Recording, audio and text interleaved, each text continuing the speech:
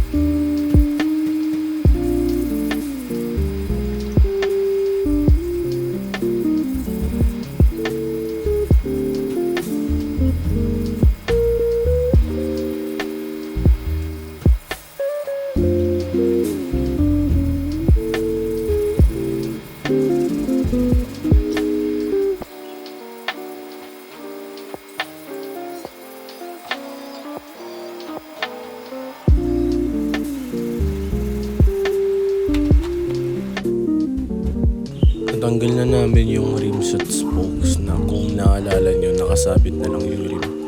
Iwan natin na drum brake yung harap para classic vans talaga.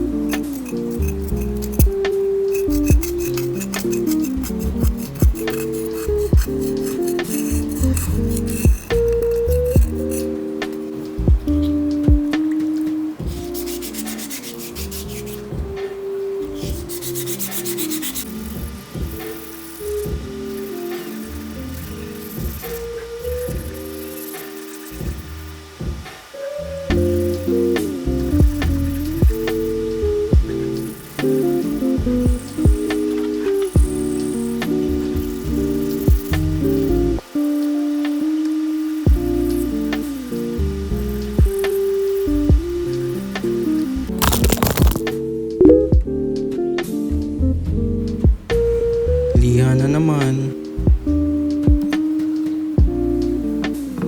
Tuloy pa rin.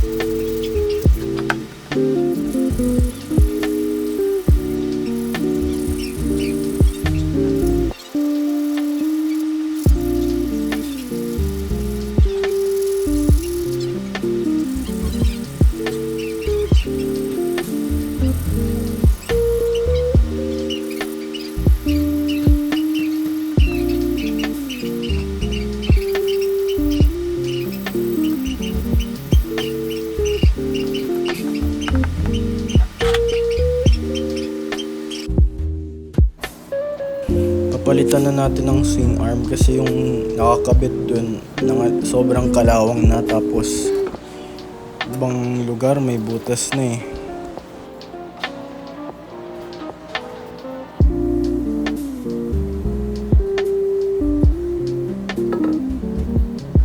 Galing pala to sa pula na alpha kasi pinalitan na natin yung swing arm nun na pang wave 125. Akala namin sira na yung bushing nito pero di lang pala mahigpit yung pagka-tornilyo. Kaya goods pa to, konting linis lang at pintura. Tinapon na rin yung swing arm doon kasi wala na rin pakinabang yun eh. Halos kinain na ng kalawang yun.